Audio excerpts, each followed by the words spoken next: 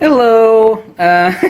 Make a quick video on the secret to picking out a ripe watermelon, because there's nothing worse than pissing your money away on unripe fruit. My grandparents were farmers, and I actually grew up with a bunch of watermelon patches myself. And there's a two-part trick to picking out a ripe watermelon.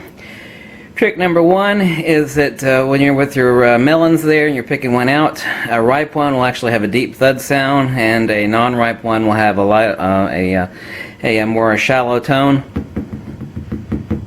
Hear that? The ripe one will go thump thump thump thump thump. A less ripe one will go thump thump thump thump thump thump. So it'll be thump thump thump thump versus.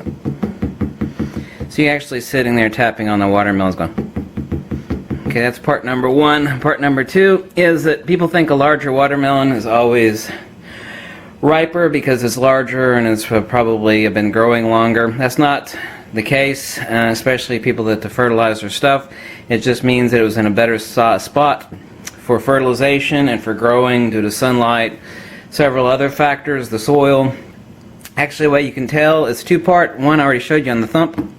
Deep thump, and the second part, a large yellow spot like this. That means it's been sitting there squatting its ass in the dirt for a lot longer. If you ever grow a watermelon patch, you'll notice that some of the melons will start to grow rapidly faster than other ones, regardless, even if it's on the same vine, so it's getting the same light and same nutrition, which means that this one has been ripening longer. And since everybody in the watermelon patch, they actually go over them daily, and they'll take an average of them all being ripe.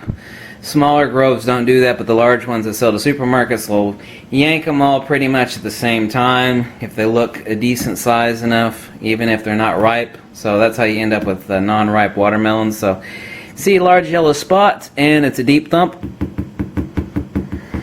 Then you know you've got a ripe melon and you haven't wasted your money. So what's the best thing to open up a ripe melon with? Why, a tactical knife like this. A nice knife. This knife is made for cutting people, actually, not watermelons.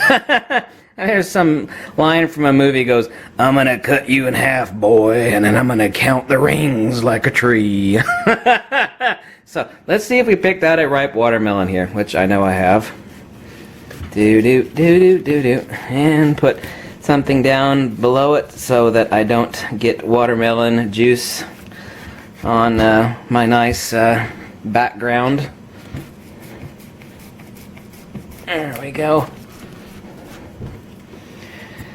Oh, this knife is great for cutting people. It's not so great for cutting watermelons. That's because it's a straight edge blade. That's the reason for that.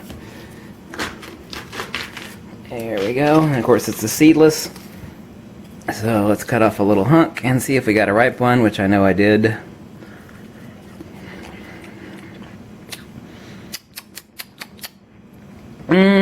Sweet as sugar. Right every time.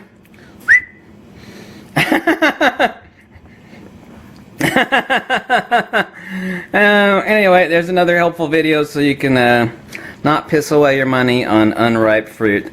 Thanks for watching.